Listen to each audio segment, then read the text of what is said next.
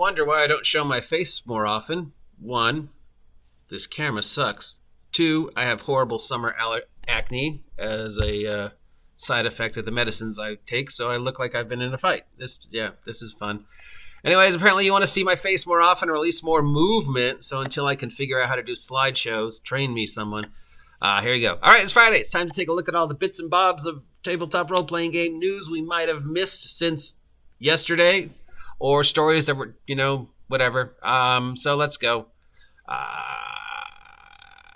Well, the top story we're going to get back to. Hey, do you want a free copy of MorkBorg, tabletop role-playing game of the year? What was it, last year or the year before? I forget. Anyways, there is a bare bones MorkBorg edition over on the Exalted Funeral website for free.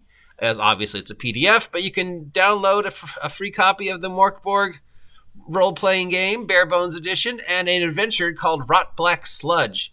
So those are available over on the MorkBorg site, always, and other places.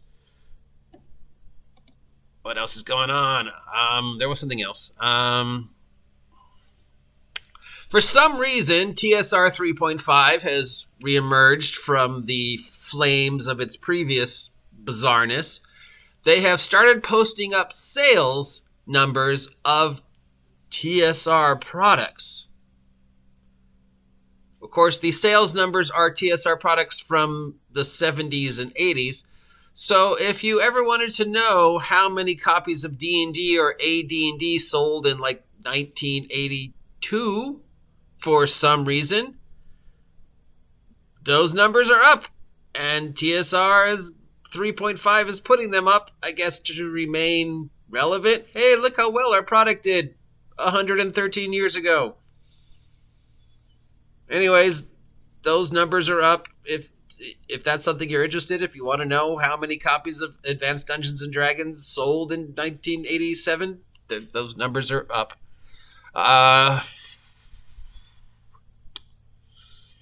We mentioned the free copy of MorkBorg. I will post a link. I don't know if this is newsworthy. I think it's just sort of strange how things have come full circle. So, summer's upon us, which means San Diego Comic Book Con. Once upon a time, San Diego Comic Book Con was strictly comic books and comic book related stuff and tabletop role-playing and tabletop role-playing game stuff, and that was about it. This is water. That's just in the bottle. Slowly but surely, Hollywood began to ease its way into the San Diego Comic Book Con environment by showing trailers and having panels. Originally, they were just, stuff that was related to our hobby. So you would have, Hollywood people there talking about Babylon 5 or, an anime that had been converted or Transformers. But more and more, San Diego Comic Con went very mainstream, and it became less about comic books and less about gaming and more about the Marvel Universe and the DC Universe and talks. Well, in a strange, everything old is new again, there is a huge Dungeons & Dragons thing that's going to be going on at San Diego Comic Book Con this year. And it's getting a lot of attention, mostly because it is a Dungeons & Dragons Honor Among Thieves event.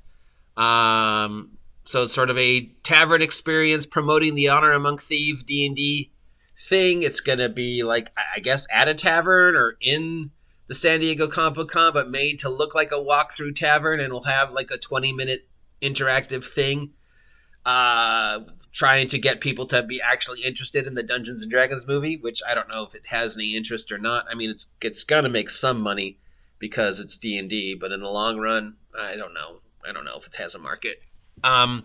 So yeah, this is something they used to do a long time ago when they were more focused on giving attention to comic books and role-playing. They would rent out, a building or part of a building and set up whole giant dioramas. I remember going through a walkthrough, almost like dark ride kind of thing for some comic book a long time ago.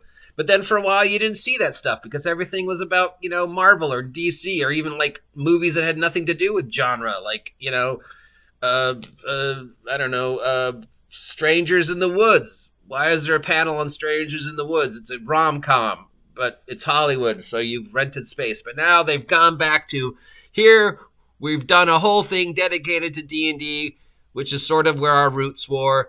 I mean, yes, it is Hollywood related. Allergies. But it's, I don't know, it's interesting. And finally, the number one story is the ENNIE nominees are up. We will do a separate vlog about that in just a moment because that's going to take me a long time to go through this. But just to make sure, we're going to go down all the way to nominees for Best Game of the Year.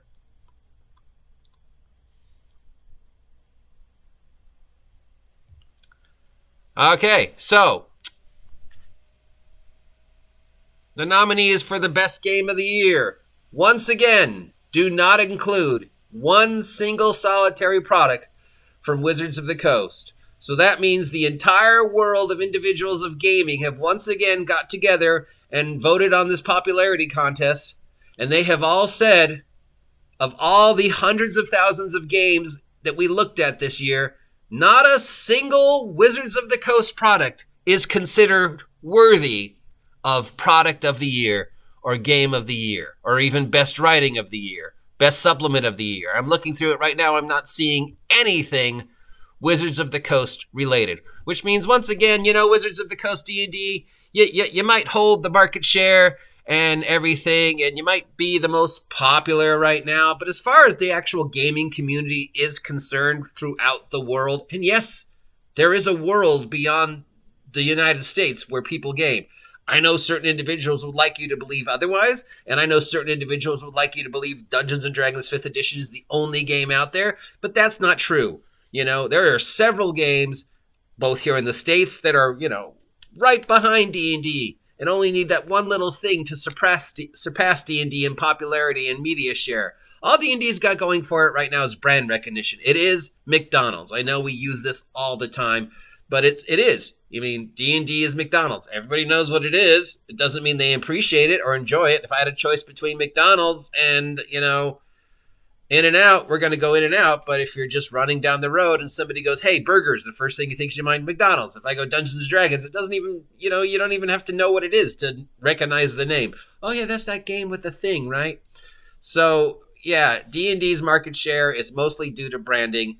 So it is always exciting to get to this point of year to know that, yes, there is an entire planet of people who game, hundreds of thousands of people, the majority of whom are not playing D&D. D&D is pretty much secular to the United States. You can look at the rest of the world and it's like, no, we play games that actually matter, like Call of Cthulhu or Castles and Crusades. Hashtag Castles and Crusades, Gary Gygax's real legacy. So yes, all you Wizards of the Coast fanboys who think Wizards of the Coast is the number one game and 5e is the number one game, not a single 5e title nominated for the Ennies. But we will go down the list in a separate blog. If you appreciate this nonsense coming out of my mouth, let me know. If you want to see my face and all this ugliness, let me know. And me doing this or this, I don't know why you want to see it, but it's movement. Not that I'm ashamed of my face because I'm handsome, but I do this, and that's and I got these things, and yeah, I mean, I think I'm incredibly handsome, but yeah, whatever. Face!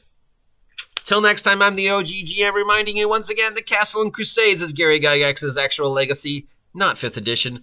And no, Gary Gygax did not work on 5e because he was dead. And above all, get off my land, you damn kids, with your damn comic books. We'll be back with the entire list of ENNIE nominees.